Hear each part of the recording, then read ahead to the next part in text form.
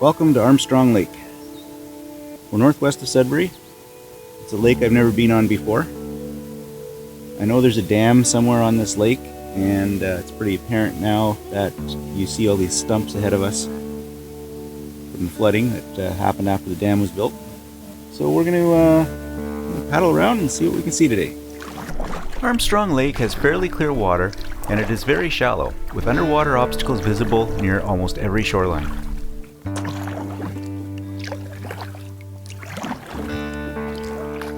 There was a loon in front of us just a little while ago. A power boat went by him with, 30 feet to spare, and the loon didn't flinch. I get within 100 yards with my camera and the bird dives to the bottom of the lake. Okay, so we just kind of crossed the threshold at Armstrong Lake. Everything behind us has been kind of built up. The cottages here and there, not too bad, but everywhere you look you'll see one. Now we're in the more public land area, and a lot more nature and a lot less construction.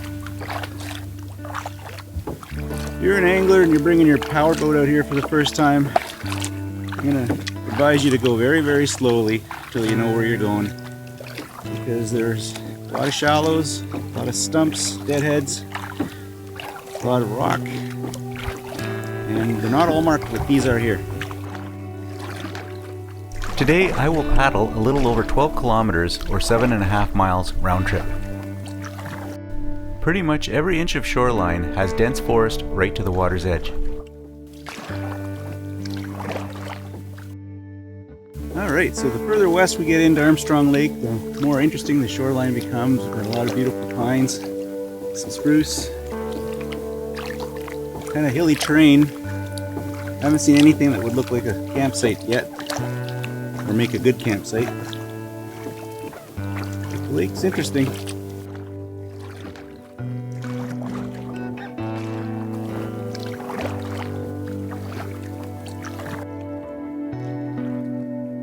This section of the lake offered the most interest.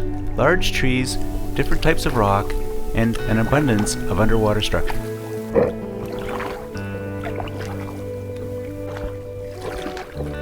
I'm told by a local resident that this lake contains pike, walleye, and even lake trout.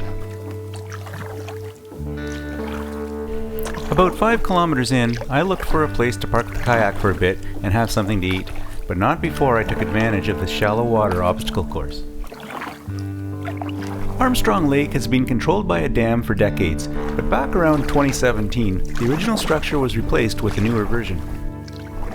It was here that I realized I was only a few hundred meters from the site of the dam that was holding back all of this water. So it got me thinking, with no roads accessing this end of the lake, how exactly did they get the 200 cubic meters of concrete needed for the dam to the job site?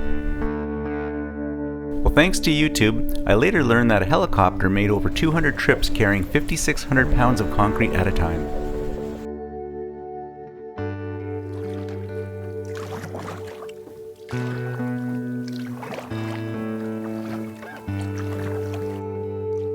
Surrounded by the boreal forest of the Canadian Shield, I followed Armstrong Lake to its westernmost shore before heading back. Love this little bonsai tree. Very cool.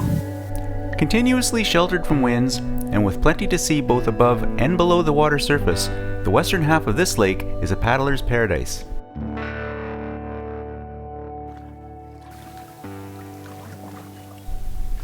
I hope you enjoyed the video, and thanks for watching.